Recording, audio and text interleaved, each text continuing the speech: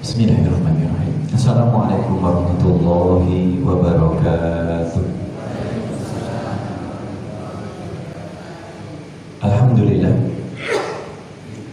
Hamdan katsiran thayyiban mubarakan fih.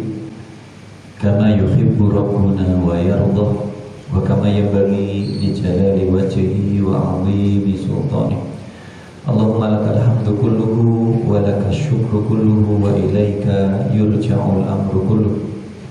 Nashhadu an la ilaha illallah wahdahu la syarika lah ilahul awwalin wal akhirin wa nashhadu anna Muhammadan abduhu wa rasuluhu ba'athahu Allahu rahmatan lil alamin. Faqala Allah ta'ala fil Qur'anil Karim, a'udzu billahi minasy syaithanir rajim. Subhanalladzi asra bi'abdihi laylan minal masjidil harami ilal masjidil aqsa alladzi barakna hawlahu linuriyahu min ayatina innahu huwas samiul basir. Wa qala Rasulullah sallallahu alaihi wasallam hina dzukira as-salata yawman faqala man hafidha 'alaiha man hafidha 'alaihinna wa adda bi huquqihinna kanat lahu nuran wa burhanan wa najatan yaumal qiyamah wa man lam yuhafidh 'alaiha lam yakun lahu nurun wa burhanun wa najatun yaumal qiyamati wa khusyira ma'a fir'auna wa hamana wa qaruna wa Ubayyin ibni Khalafin atau kama qala sallallahu alaihi wa ala alihi wa sahbihi wa sallam. Allahumma inna nas'aluka imanan la yartad wa na'iman la yanfad wa murafaqata nabiyyika Muhammadin sallallahu alaihi wa sallam fi a'la jannati ya rahman ya rahim.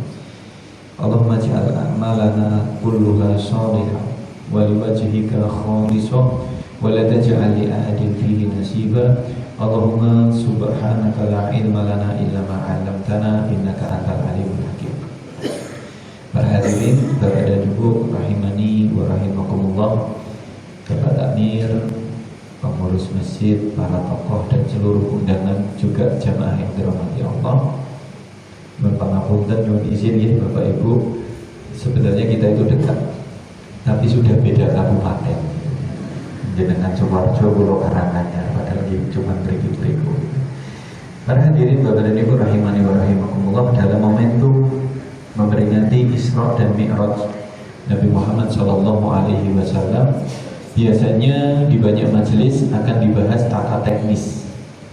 Di banyak majelis dibahas rangkaian Isra-nya dan Mi'raj-nya. Biasanya sudah banyak.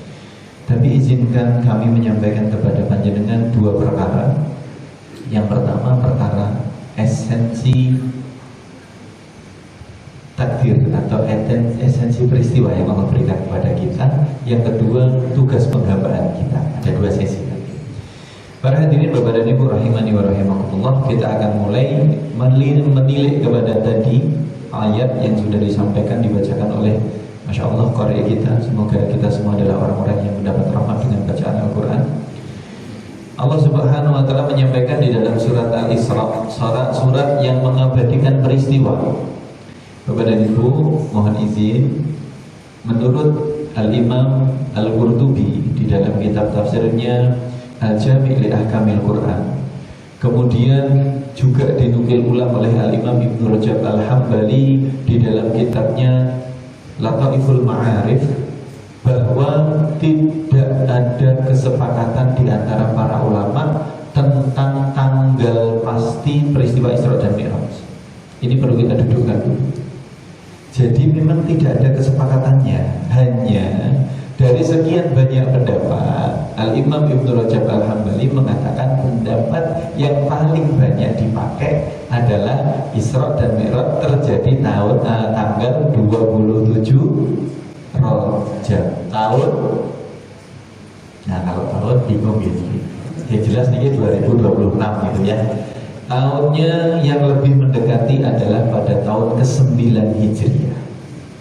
27 Rajab tahunnya ke-9 Hijriah. Nah, para hadirin Bapak dan Ibu rahimani wa rahimakumullah, Allah memulai firman-Nya di dalam surat Al-Isra dengan mengatakan subhan. Subhana. Kita biasa melafaz zikir kita, zikir tasbih kita adalah subhanallah. Yang kalau kita pakai pendapatnya Al-Imam Ibnul Jauzi misalnya, beliau mengatakan nahnu, kita manusia, ahwaju ilal istighfari minat tasbih. Sejatinya secara kedudukan kita manusia itu lebih butuh untuk banyak melantunkan istighfar daripada tasbih. Kenapa? Ini kita dudukan dulu ya. Kenapa? Kathaubil wasif. Karena posisi kita itu Bapak dan Ibu seperti pakaian yang kotor, baju yang kotor, ahwaju ila sobur minal utur. Baju yang kotor itu lebih butuh dicuci dengan sabun supaya bersih dibanding terus disirami minyak wangi. Kalau memang bajunya kotor Bapak dan Ibu, dikasih minyak wangi terus tidak tambah wangi. Betul kan?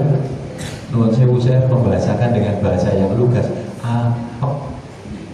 Karena memang dasarnya kotor. Nah, ini kan kita bicara nilai dasar bahwa karena kita secara normatif hamba, kita butuh mensucikan diri karena banyak dosa yang kita kerjakan. Baru setelah bajunya bersih, itu kalau dikasih minyak wangi luar biasa.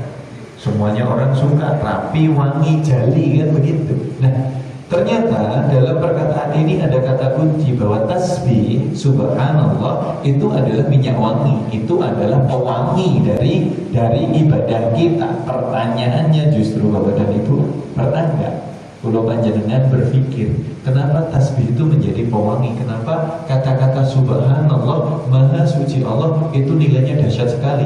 Dalam hadis Rasulullah mengatakan wa subhanallah walhamdulillahi, sebentar, wa subhanallah walhamdulillah tamla'ani au tamla'u ma bainas sama'i wal ard. Ucapan subhanallah dan ucapan alhamdulillah itu keduanya nilai pahalanya memenuhi seluruh relung langit dan bumi.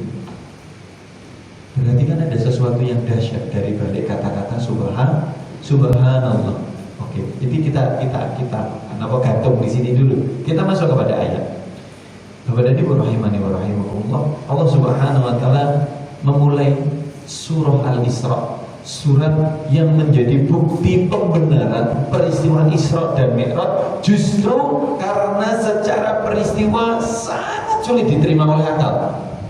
Seakan-akan ayat pertama, lafaz pertama yang Allah pilih dengan kata subhanalladzi atau subhanallah, subhana masuci alladzi, yang berikutnya itu perbuatannya begitu. Itu disucikan bahwa ternyata kedudukannya kita Bapak dan Ibu, kita ini adalah seorang hamba yang tidak semua peristiwa itu bisa kita nalar. Karena kalau kita mengandalkan segala sesuatu hanya seperti yang kita nalar dan kita pikir, siapakah kita yang mau menalar dan menerka kekuasaan Allah Subhanahu wa ta'ala?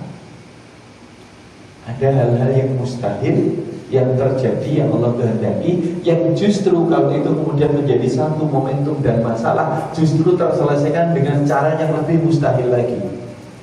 Dan tidak ada yang tidak mungkin di depan kekuasaannya Allah. Bapak dan Ibu rahimani wa rahimakumullah, para jemaah sekalian, Allah memulai dengan kata-kata subhanalladzi, maha suci Allah dan yang asra, memperjalankan di malam hari. Isra itu kan perjalanan di malam hari.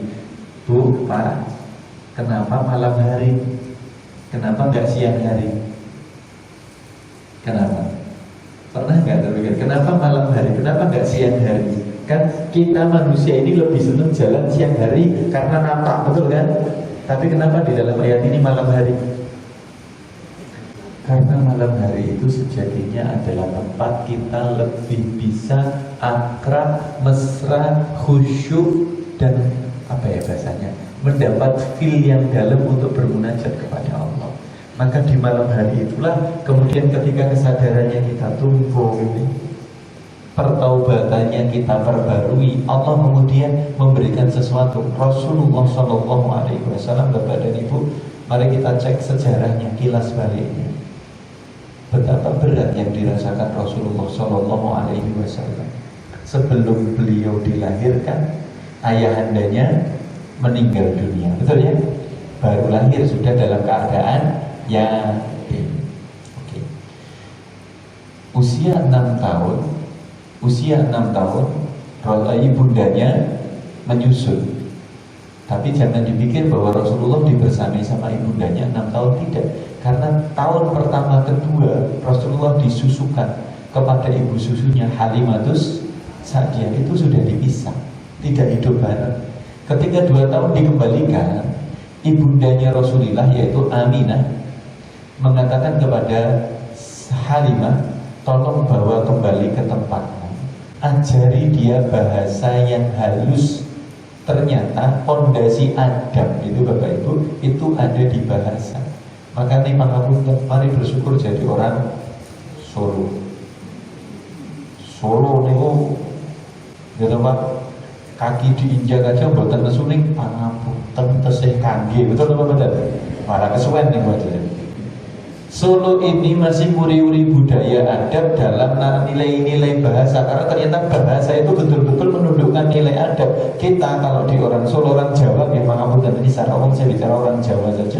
Jawi niku kalau sama orang yang lebih tua harus pakai kromo, inggil, penghormatan terbaik. Kalau kepada sesama itu namanya madyo, gitu.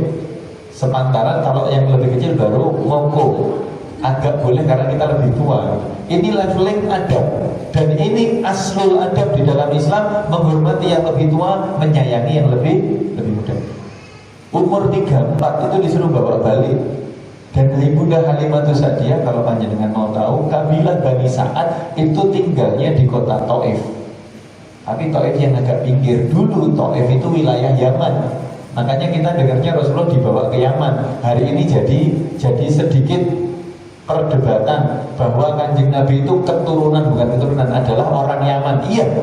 Kalau kita bicara faktual sejarah, panjenengan silakan buka kabilah Bani Sa'ad. Halimatus Sa'diyah kan kabilah Bani Sa'ad itu dulu tinggalnya di Taif, yang Taif itu bagian dari Yaman. Jadi kalau dikatakan Rasulullah berasal dari Yaman, ya betul. Tapi kan bukan asli, bukan originnya gitu. Hanya tinggal selama 4 tahun, dikembalikan bersama dengan ibundanya 2 tahun, ibundanya wafat. Sudah berapa? Diasuh oleh kakeknya. Kakeknya kurang lebih juga 3-4 tahun, kakeknya wafat. Kemudian diamanahkan ketika sebelum wafat, Abdul Muthalib mengamanahkan Muhammad yatim ini. Bapak dan Ibu, pangapunten, kita harus dudukkan dulu nih kata-kata yatim. Nabi Muhammad yatim atau tidak? Yatim. Yatim itu yang ditinggal mati bapaknya sebelum usia balik. Jadi kalau sudah balik itu sudah bukan yatim. Kulo panjenengan nek bapak sampun sedo itu juga bukan yatim. Yatim telat jenenge itu. Yatim itu dikatakan yatim itu adalah ketika dia kehilangan sosok bapak sebelum usia balik. Kenapa? Karena ada hak istimewa. Karena sebelum usia balik itu dia aslinya tesih butuh pengasuhan, tesih butuh sosok yang berdiri membersamai, mengayomi, membantu superhero-nya. Nah, makanya diberi hak istimewa di dalam Islam, namanya yatim. Bapak dan Ibu, Muhammad yatim 6 tahun, kemudian di usia 8 tahun kakeknya meninggal, yatim. Itu justru yang menarik, Abdul Muthalib justru mewasiatkan Muhammad yatim itu tidak kepada 14 anaknya yang lain, justru dijatuhkan ke anak yang satu yang namanya Abu Thalib, yang secara status ekonomi paling miskin di antara yang lain. Abu Thalib itu satu dari 15 anaknya Abdul Muthalib. Jangan dipikir ada sedikit ya, banyak. Bapaknya Kanjeng Nabi namanya Abdullah itu salah satunya. Tapi dari 15 anaknya itu, Abu Thalib justru yang paling miskin. Sekarang saya nanya Bapak Ibu, kinten-kinten kira-kira kita kalau masrahkan anak atau mengasrahkan pengasuhan anak kita, kok dipasrahkan kepada orang yang miskin? Percaya atau tidak? Ayo, hari ini SPP anak kita berapa? Uang makannya berapa, uang jajannya? Kenapa? Justru pesan moralnya dititipkan kepada Abu Thalib, karena memang Abu Thalib ini Bapak Ibu itu dia miskin secara harta, tapi dia paling kaya secara limpahan kasih sayang. Makanya Abu Thalib adalah orang pertama yang membela Kanjeng Nabi dengan segala apa yang dia punya, sosoknya, hartanya, bahkan jiwanya. Ini yang perlu diharapkan. Kadar loyalitasnya bukan masalah harta, tapi terkadang adalah masalah mentalitas. Kita butuh dikuatkan urusan mental dulu, emosional dulu, kenuh ganep, baru kemudian kita bicara urusan maisha, urusan pekerjaan, urusan harta.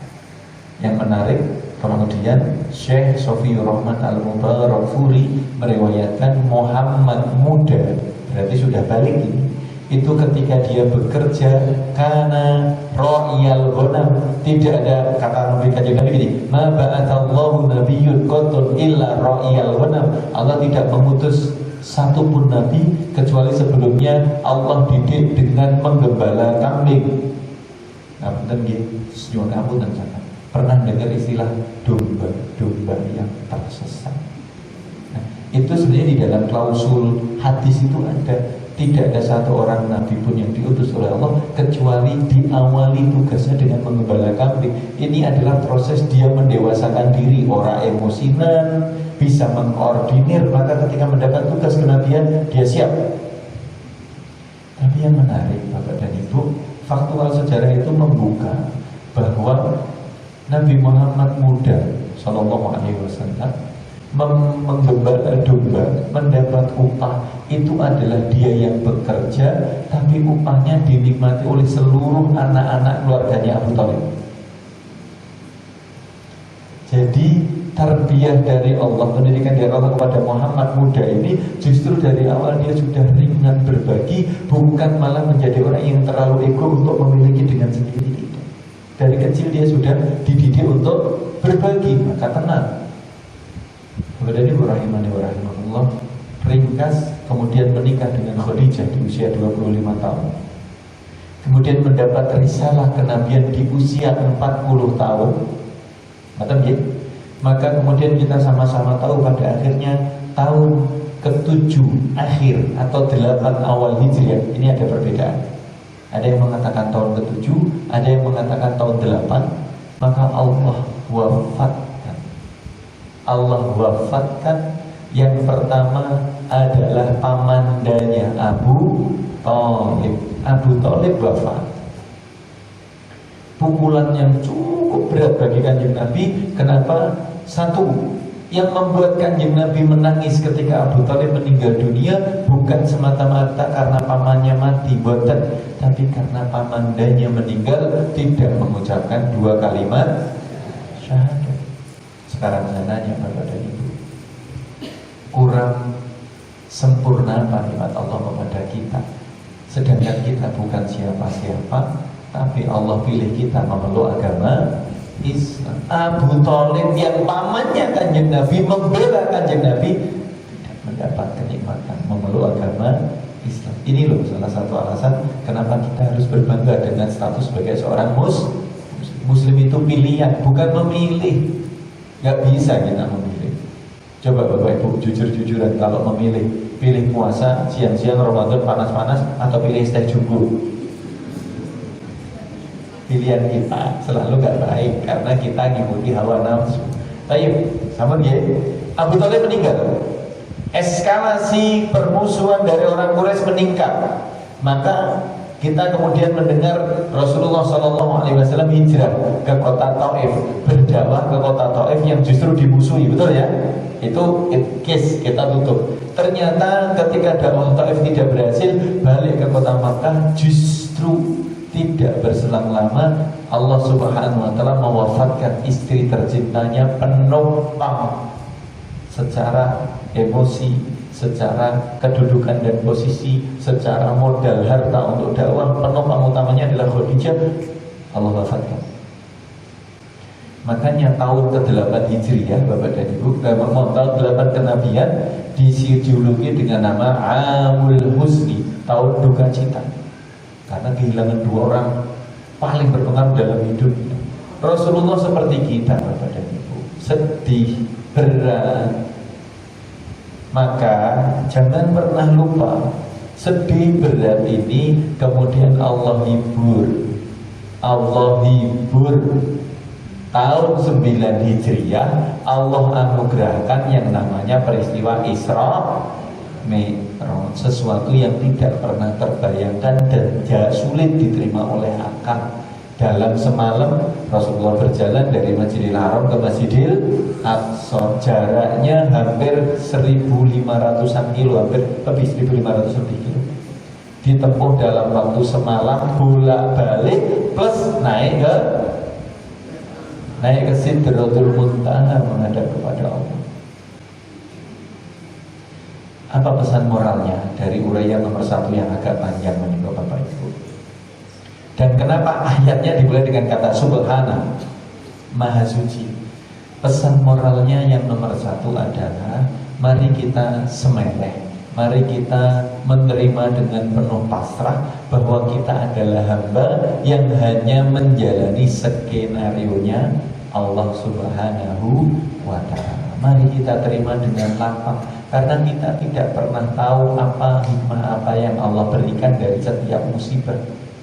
Sebelum kita lanjutkan dengan kata Subhana, izinkan kami mengingatkan dengan perkataan atau nasihat dari Al-Imam Muhammad bin Idris Asy-Syafi'i yang sering kita dengar dengan Imam Asy-Syafi'i. Beliau mengatakan, Innallaha, sesungguhnya Allah, idza aghlaqa baban, Allah itu dengan sifat adilnya, Allah dengan segala kebijaksanaannya, Allah dengan segala kasih sayangnya, Bapak dan Ibu, kalau menutup satu pintu di hadapan kita, fatahalahu baban akhar, sesungguhnya Allah sedang membuka pintu yang lain.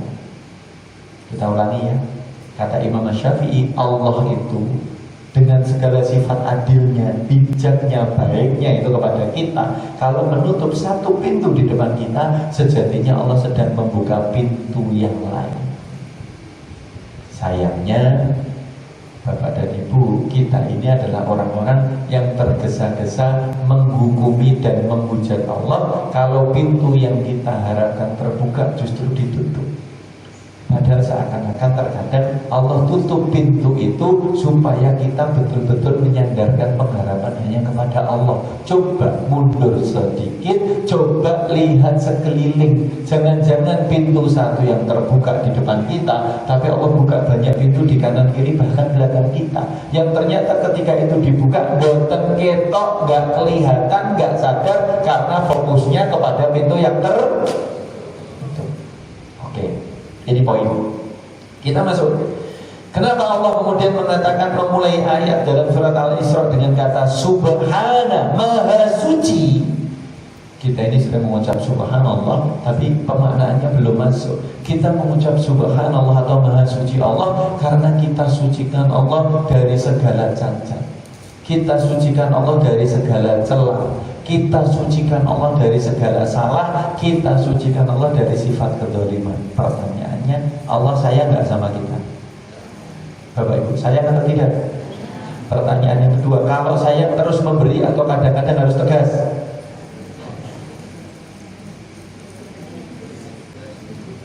Sayang itu kalau diberi terus, dielu-elu orang Jawa bilang, ya nanti dia nggak akan berdikari.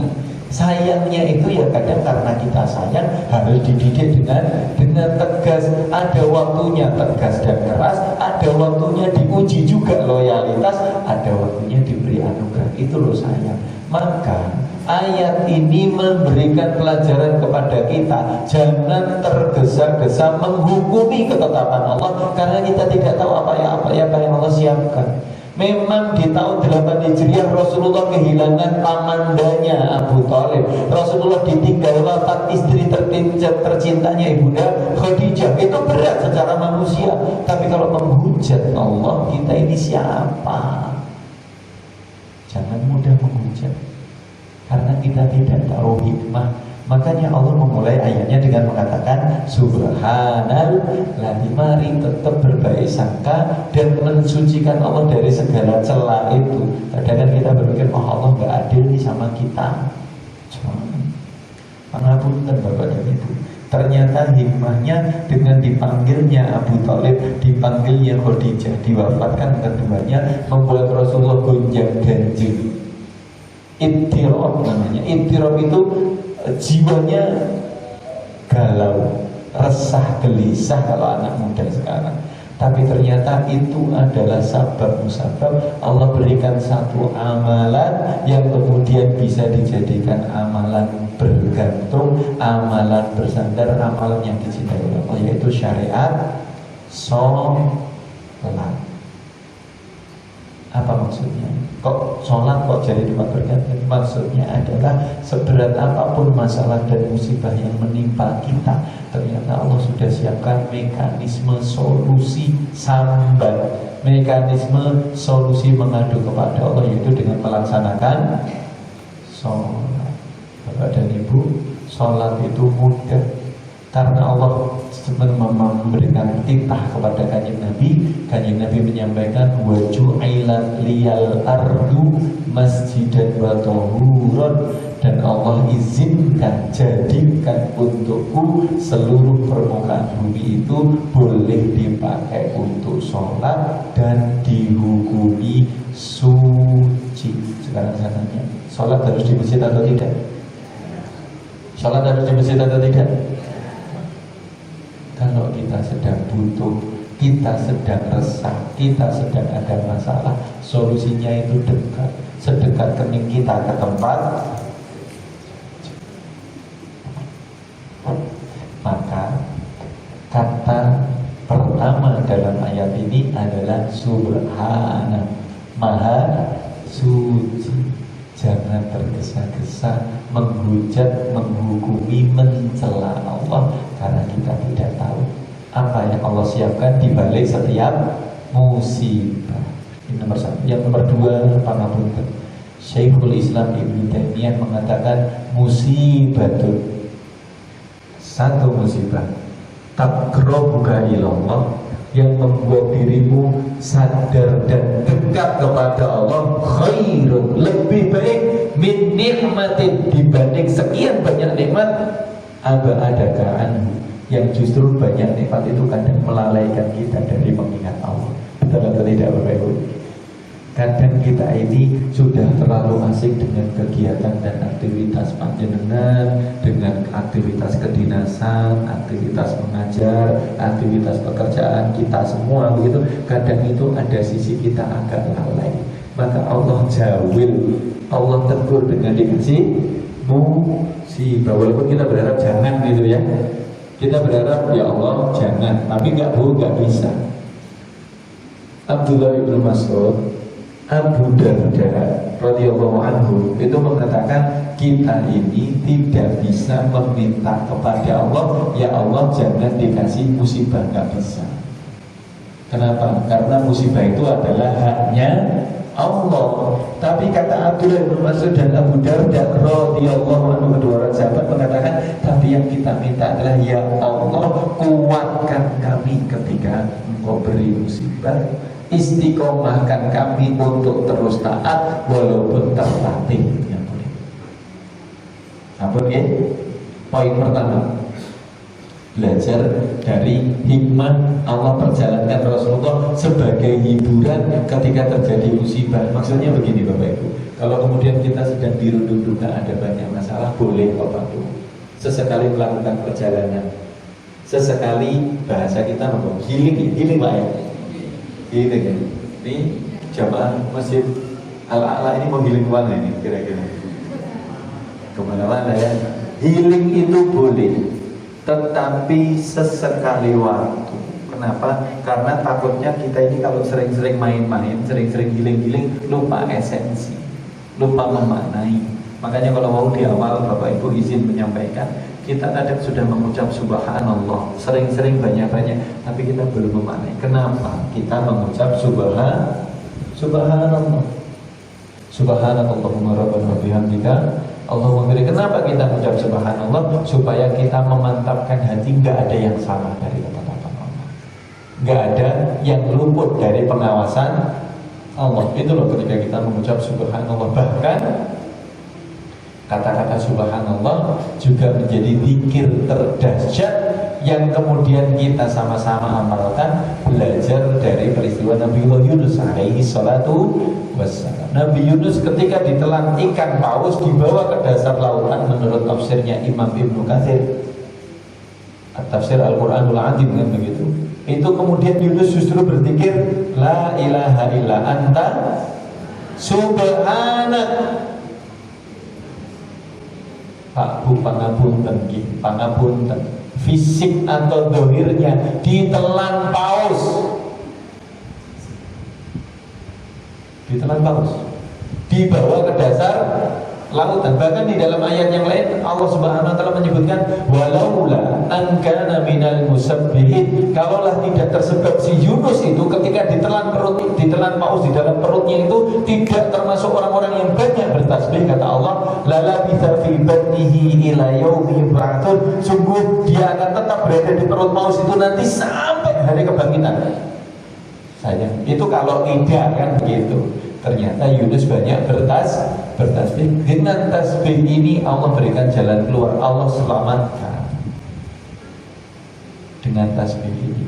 Hadirin Bapak dan Ibu, Al-Imam Al-Alusi, kemudian Imam Jalaluddin As-Suyuti di dalam kitab tafsirnya menyebutkan bahwa salah satu alasan Yunus berzikirnya setelah la ilaha illa anta justru dengan kata-kata subhanaka, maha suci engkau ya Allah, adalah Yunus berusaha mendamaikan hati bahwa ditelannya Yunus di dalam perut ikan paus bukan bagian dari kezaliman Allah, bukan bagian dari ketidakadilannya Allah, bukan bagian dari kesalahan penetapan takdir oleh Allah, tidak. Kenapa? Karena ketetapan Allah kepada kita selalulah yang terbaik. Kita saja kadang yang menerimanya tidak enak, berat, sakit. Betul apa betul? Contoh, kalau ada saudara kita, misalkan orang tua kita, maka betul ini Bapak Ibu, kita punya orang tua udah sepuh, sakit-sakitan, kemudian Allah panggil meninggal dunia, Allah cabut nyawanya. Sakit atau tidak perpisahan? Sudut pandang manusia sakit Pak Bu. Siapa yang berpisah itu mudah? Bahkan berpisah dengan yang masih hidup saja loh berat. Imam Ahmad bin Hanbal rahimahullah ta'ala itu membatasi pertemanannya, sehingga ketika ditanya, ya Imam, lima la tusahibun nas, wahai Imam, kenapa kamu tidak banyak bergaul dengan manusia? Kata Imam Ahmad justru sederhana, aku berat, aku merasa takut, liwahsyatil firaq, aku tidak mampu menahan sakitnya perpisahan. Jadi masih hidup aja berat, apalagi perpisahannya dengan meninggal dunia. Bapak dan Ibu, tapi coba kita mundur. Ternyata ketika Allah cabut nyawa orang terkasih kita yang seperti yang sakit itu, berarti Allah cukupkan derita dia dengan sakit. Sudut pandangnya dibalik. Maka kemudian disinilah Yunus ketika ditelan paus mengucapkan subhanak. Ada penjelasan yang menarik bahwa Allah kalau memberikan kepada kita satu musibah, Bapak Ibu, terkadang itu adalah solusi menyelamatkan dari musibah yang lebih besar. Allah sudah ukur kadarnya. Yunus ditelan paus itu tersebab karena paus itu kalau nelan itu menelan bulat-bulat, buatan dikunyah dulu. Coba kalau dikunyah dulu ya. Yunus itu ditelan paus itu karena sifatnya wudu. Paus itu kan kalau nelan langsung gitu kan. Dan kemudian masuk ke dalam perut itu tidak semua langsung masuk ke area pencernaan, karena paus itu punya kantong-kantong penyimpanan makanan di dalam perut. Jadi disimpan dulu di situ gitu. Penjelasannya apa? Justru Allah jadikan Yunus ditelan paus, walaupun itu secara zahir adalah musibah, itu adalah penyelamatan Allah dari musibah yang lebih besar. Cobi kalau tidak ditelan paus terus digerigiti sama hiu gitu. Iya kan? Kita ini kadang melihat musibahnya, tapi kita tidak menelisik apa kebaikannya, begitu loh. Ini bahasa kita, negative thinking atau positive thinking, nah itu kita sendiri dari urian ini. Hadirin Bapak dan Ibu rahimani wa rahimakumullah, maka mohon izin dari tadabbur peristiwa Isra dan Mi'raj. Yang pertama, mari kita lapangkan hati, jangan tergesa-gesa menghukumi ketetapan Allah, karena kita tidak tahu apa yang Allah siapkan di balik musibah dan ujian. Maka mari ketika mengucap subhanallah, yakini betul Allah maha baik, Allah maha suci. Nomor satu. Kita masuk ke poin nomor 2. Ini punten, Bapak moderator ini insya Allah sampai subuh ya, begitu. Tahajud bersama insya Allah ya kan. Betul. Yang kedua, setelah peristiwa itu ternyata ada satu syariat. Ada satu syariat yang justru Allah jadikan sebagai pelipur lara, sebagai hiburan. Karena memang Rasulullah sedang membutuhkan support moral di posisi ini. Kehilangan 2 orang terkasih, permusuhan yang justru menjadi-jadi dari orang-orang Quraisy membuat Rasulullah butuh support moral. Maka kita sederhananya akhirnya kita tahu ada syariat sholat yang kemudian biasanya diceritakan bagaimana Rasulullah bolak-balik menghadap kepada Allah minta dispensasi atas saran dari Nabi Musa. Bapak dan Ibu, saya menyitir sedikit. Inilah fungsi teman yang baik. Teman yang baik itu adalah teman yang tahu kelebihan sekaligus kekurangan temannya.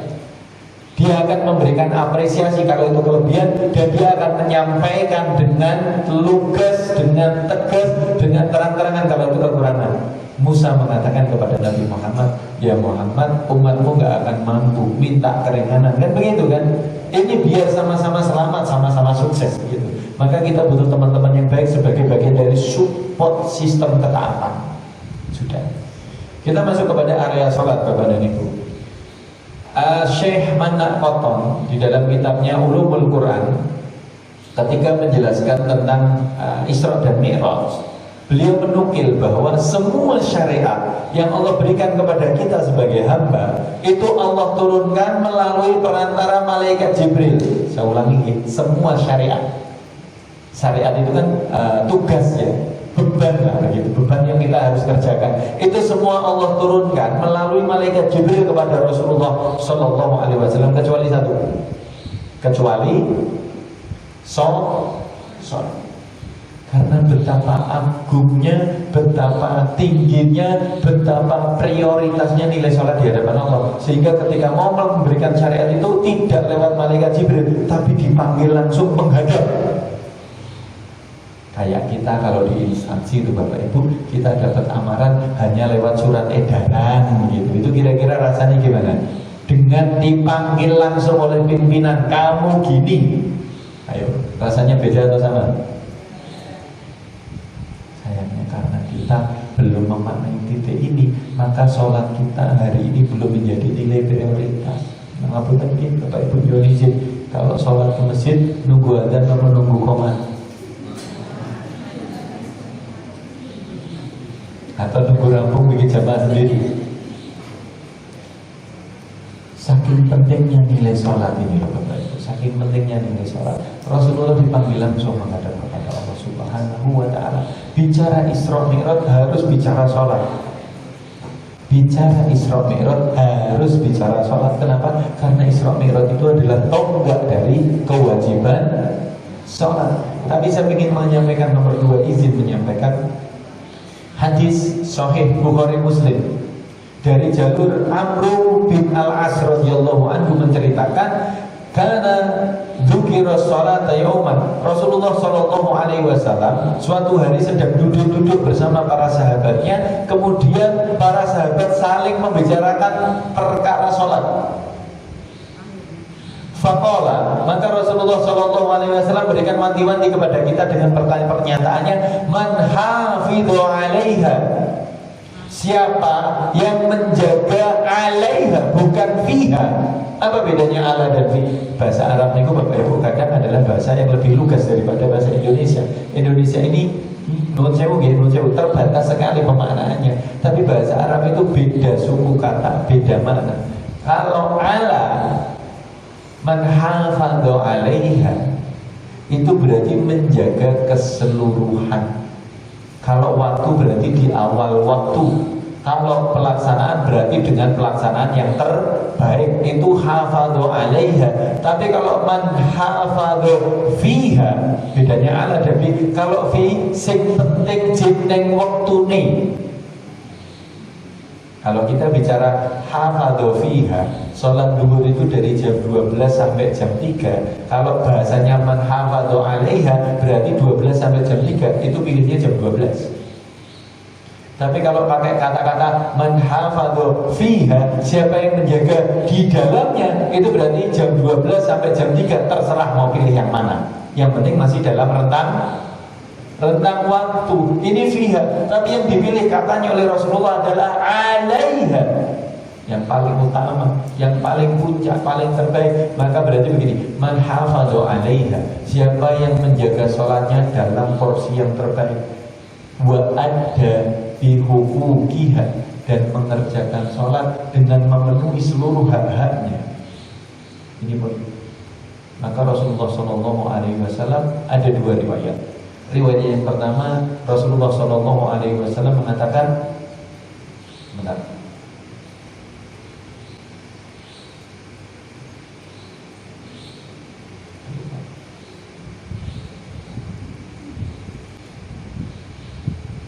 wa ahidu indi hadan.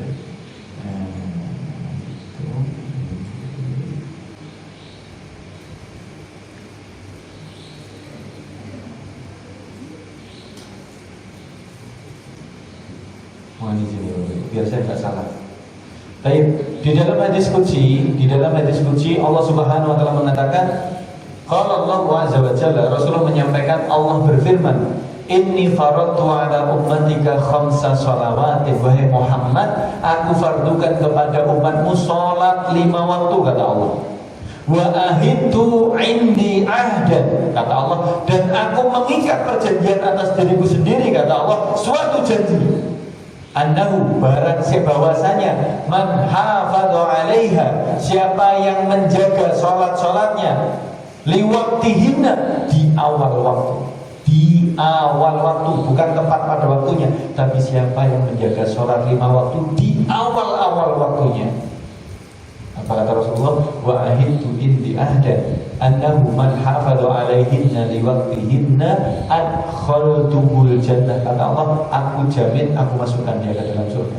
Saya ulangi kata itu. Allah mengatakan, aku memfardukan kepada umatmu, wahai Muhammad, sholat 5 waktu, kata Allah.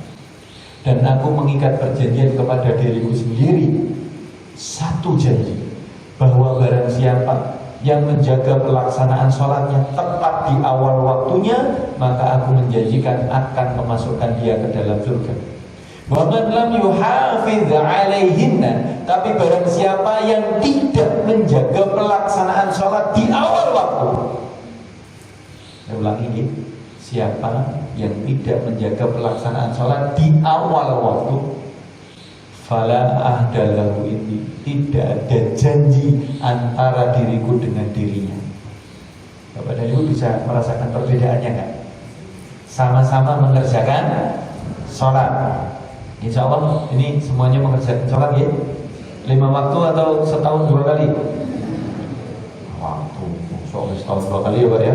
Ya kalau bapak-bapak ada yang agak-agak ngeringkes seminggu sekali kadang-kadang ini. Moga-moga Allah jauhkan kita dari sifat malas dan sifat ingkar ini, insyaAllah. Bapak dan Ibu rahimani wa rahimakumullah, hadis ini Bukhari Muslim, hadis ini sahih Bukhari Muslim, bahwa struktur yang dibangun adalah sama-sama mengerjakan sholat. Kalau tadi kita bicara Isra Mi'raj adalah tentang sholat, ya, dan kita menjaga. Sama-sama mengerjakan sholat, tapi nilainya berbeda. Siapa yang mengerjakan sholat, menjaga waktunya di awal waktu, maka ada janji Allah kepada dirinya untuk menjamin orang yang seperti ini masuk surga. Oke.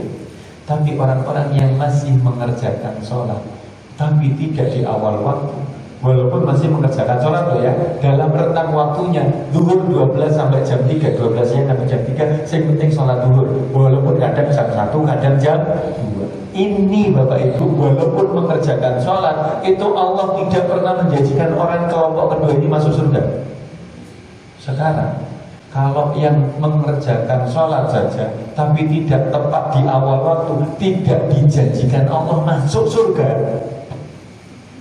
Terus bagaimana dengan sing? Ya, bagaimana dengan yang kayak gitu-gitu?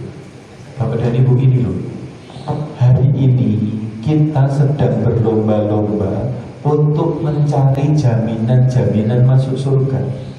Kenapa? Karena kalau sudah kena hadis, sudah dinaskan oleh Rasulullah, sudah dijanjikan oleh Allah, itu sesuatu yang luar biasa. Maka sekarang kita sedang berusaha untuk menetapi amalan ini, sholat fardu di awal waktu, tepat waktu, itu supaya mendapat jaminan itu.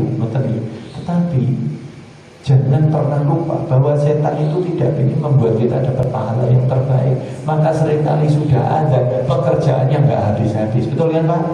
Betul nggak Bu?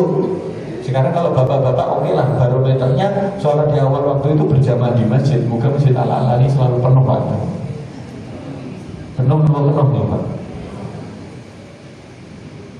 Bu, Pak, ada satu kesalahan berpikir yang harus kita luruskan bagi saudara-saudara kita kaum muslimin secara umum. Semoga kita tidak, tapi secara umum. Kenapa? Ada hadis Rasulullah SAW mengatakan, man taroka salasa jumu'atin mutataliyatin. Barang siapa yang meninggalkan 3 kali Jumat berurutan. Pernah mendengar di sini? Faqad kafara bima ja'a bihi Muhammad, maka dia telah kufur dengan syariat yang dibawa oleh Nabi Muhammad. Berarti siapa yang meninggalkan 3 kali Jumat berurut-urutan dihukumi murtad. Pernah mendengar di sini Bapak Ibu? Oke. Kesalahannya adalah ketika dipakai dalam tekstual, bukan kontekstual. Tekstualnya adalah 3 kali Jumat berurutan. Maka biasanya di luar sana saudara kita nek wis belum Jumat ping loro mesti yang ketiga teko. Lha apa ben ora kafir kok, ben ora murtad kok. Ya kan? Kesalahannya dia tekstual, padahal hadis ini kontekstual. Kenapa? Barang siapa yang meninggalkan 3 kali Jumat berurut-urut, bahasanya ini pun banget, maka seakan-akan dia telah murtad, dia telah mengkufuri apa yang dibawa oleh Nabi Muhammad. Sekarang mari kita duduk, Bapak dan Ibu. Orang kalau sudah sholat Jumat, sholat duhur lagi atau tidak? Enggak kan? Kalau sudah Jumat berarti enggak duhur kan itu. Berarti Jumat menggantikan duhur. Ini posisinya. Di dalam kaidah usul fikih, al-qawaid fiqhiyah dikatakan al-badal, pengganti, yahulu mahalal mabdul, menempati tempat yang digantikan dengan sempurna. Kalau Jumat menggantikan duhur, maka kalau sudah Jumatan nggak perlu sholat duhur, berarti Jumat diposisikan sama dengan fardunya duhur begini. Maka siapa yang meninggalkan 3 kali Jumat berurut-urutan dengan sengaja, berarti dihukumi telah mengkufuri yang dibawa Nabi Muhammad, dia telah murtad. Niku pangapunten sami mawon dengan orang yang meninggalkan 3 kali waktu sholat dengan sengaja. Gimana Bapak Ibu? Apakah asar beda dengan Jumat? Enggak kan? Kan Jumat menggantikan duhur, fardu kan itu. Asar itu sama, maghrib sama, isya sama, subuh sama. Jadi bukan nilai Jumatannya toh, tetapi dalam hadis ini yang disebut adalah man taroka salasa jumu'at, siapa yang meninggalkan 3 kali sholat Jumat. Karena di dalam sholat Jumat itu ada nilai khutbah, yang di dalam khutbah itu ada nasihat, yang sejatinya diri kita kalau panjenengan itu butuh untuk terus dikasih nasihat. Tidak selalunya diberi, kadang juga perlu paham, kadang juga perlu di apa Bapak? Dijilid, napa ditutup, napa dilus-lus. Ya kadang ada waktu-waktu itu. Sayangnya hari ini khutbah Jumatnya jadi ajang untuk tidur siang. Bapak Ibu, khutbah Jumat itu jamik, manik, pendek, ringkes, tegas. Rasulullah khutbah itu sampai memerah bukan wajahnya tapi matanya. Tandanya nadanya tinggi supaya menjadi nasihat yang betul-betul diperhatikan. Hari ini kesalahannya wis khutbah dawa panjang, suaranya pelan.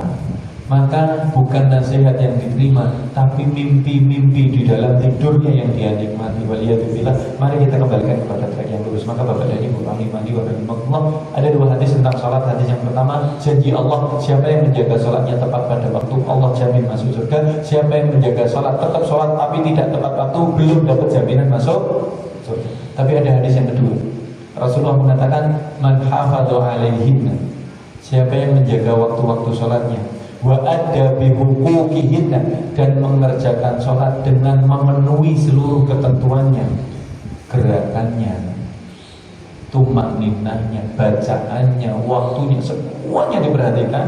Maka kata Rasulullah, kanat lahu nurun wa burhanan wa najatan yaumal qiyamah. Orang yang sudah pada level ini, sholat itu Bapak dan Ibu bisa menjadi cahaya, bisa menjadi bukti, dan bisa menjadi penyelamat pada hari kiamat. Kenapa? Cahaya, karena sholat yang kita kerjakan adalah charger iman. Maka cahaya di sini adalah yang menyalakan keimanan kepada Allah, terus terhubung kepada Allah. Yang kedua, bukti. Kenapa? Orang kalau cuma ngaku beriman, ngaku Islam, ning boten sholat, belum dibuktikan. Maka buktinya dia berislam adalah mengerjakan sholat. Itu bukti yang paling mendasar. Pangapunten, saking pentingnya nilai sholat Bapak Ibu, dalam peristiwa Isra dan Mi'raj Rasulullah dipanggil langsung menghadap kepada Allah. Oke, gitu. Kalau urusan syariat yang betul-betul besar, penting di mata Allah, dia remehkan. Lantas peraturan manusia mana yang akan dia taat? Umar bin Khattab punya kaidah Bapak Ibu. Inna ahama umurikum indana as-shalah. Kata Umar, sesungguhnya urusan hidup kalian yang paling penting di mata kami adalah mengerjakan sholat, kata Umar. Man dayya'aha, maka barang siapa yang meremehkan sholatnya, fahuwa lima siwaha ardiya, maka urusan lain pasti lebih dia remehkan. Kenapa? Nek karo Gusti Allah saja dia enggak takut, lah manusia mana yang harus dia takuti? Namun bukti, kalau kita Islam berarti mengerjakan sholat. Tapi dia sholat itu 5 waktu sehari semalam, bukan setahun 2 kali, bukan 1 minggu 1 kali. Oke. Yang ketiga, wanajatan, penyelamat yaumal qiyamah, yang akan menyelamatkan dia pada hari kiamat. Kenapa? Orang yang sering sholat berarti dia menggabungkan antara sholat dengan wudu.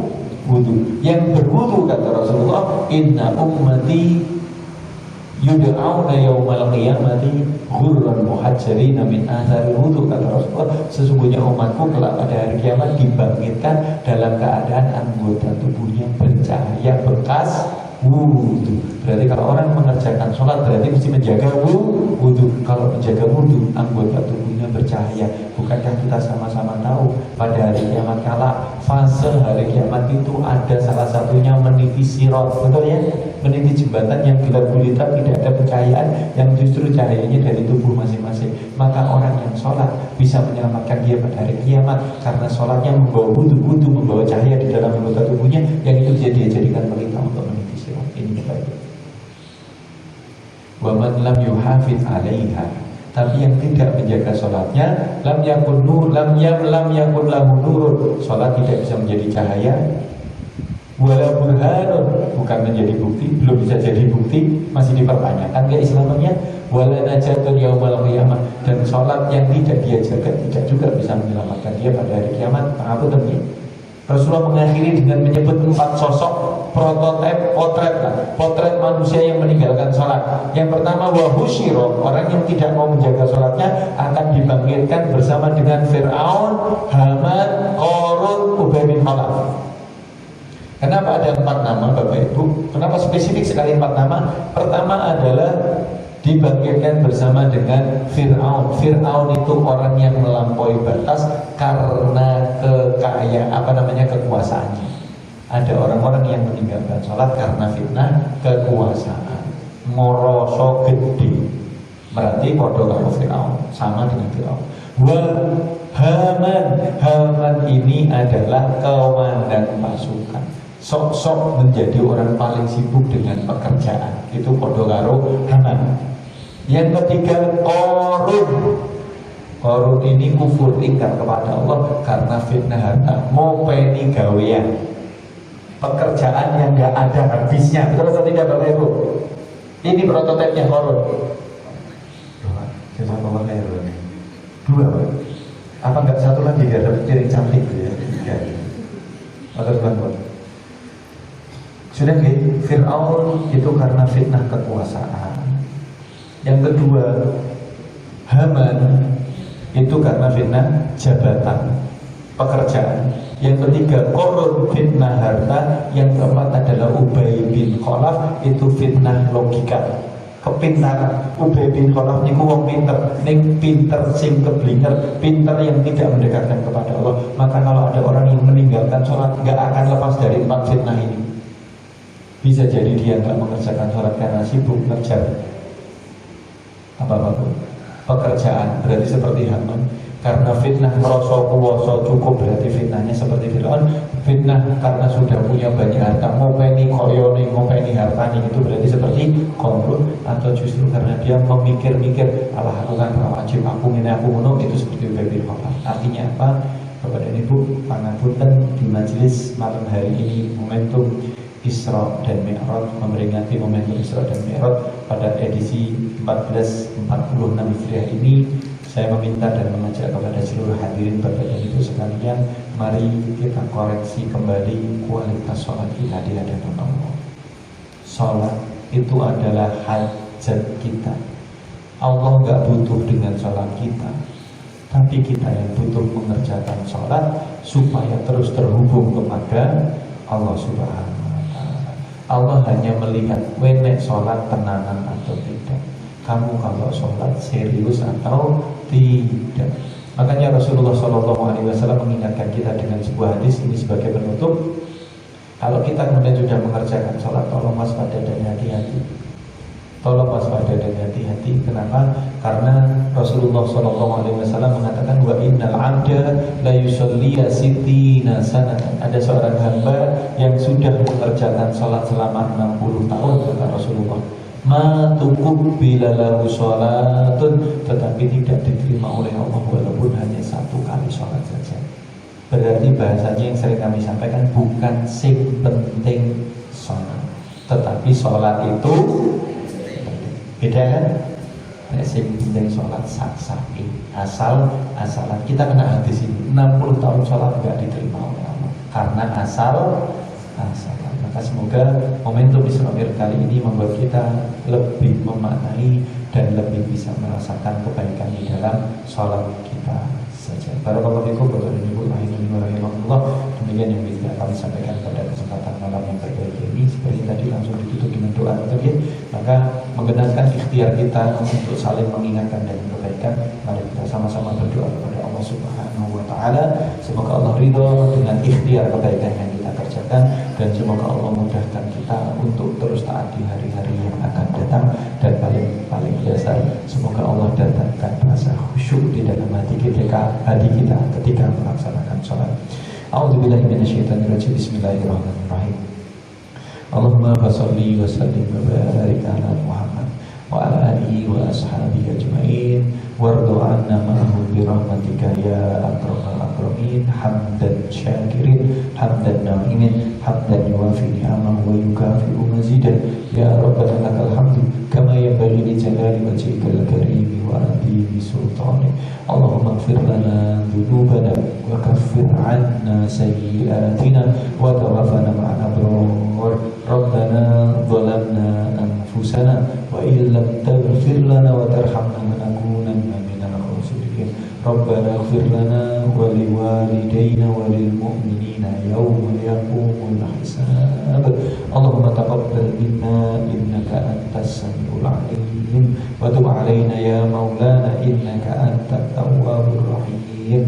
Allahumma habbib ilaina al-iman wa zayyinhu fi qulubina wa karrih ilaina al-kufra wal fusuqa wal isyan waj'alna minal rasyidin waj'alna minal muttaqin waj'alna ya Allah min ibadikas shalihin. Rabbana hab lana min azwajina wa dhurriyyatina qurrata a'yun waj'alna lil muttaqina imama. Allahumma ij'alna muqimas shalah wa min dhurriyyatina Rabbana wa taqabbal du'a. Allahumma ij'alna minal muttaqin waj'alna minal mukhlasin waj'alna ya Rabb min ibadikas shalihin bi rahmatika ya akramal akramin. Allahumma la tada' lana dhanban illa ghafartah wa la hamman illa farajtah wa la daynan illa qadaytah wa la maridan illa shafaitah ولا موتا إلا رحمته ولا حاجة من حوائج الدنيا والآخرة إلا قضيتها يا رحمن يا رحيم.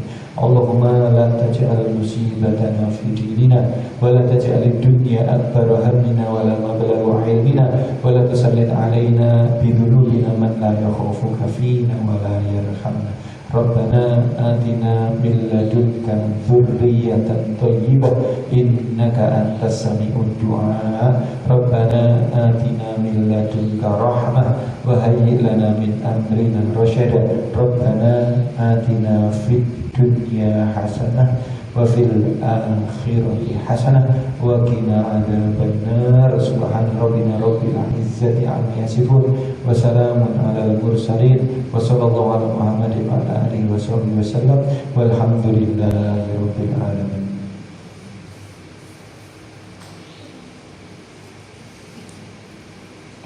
Jazakumullah khairan untuk semua perhatian. Mohon maaf jika ada kesalahan, kami kembalikan kepada moderator. Assalamualaikum warahmatullahi wabarakatuh.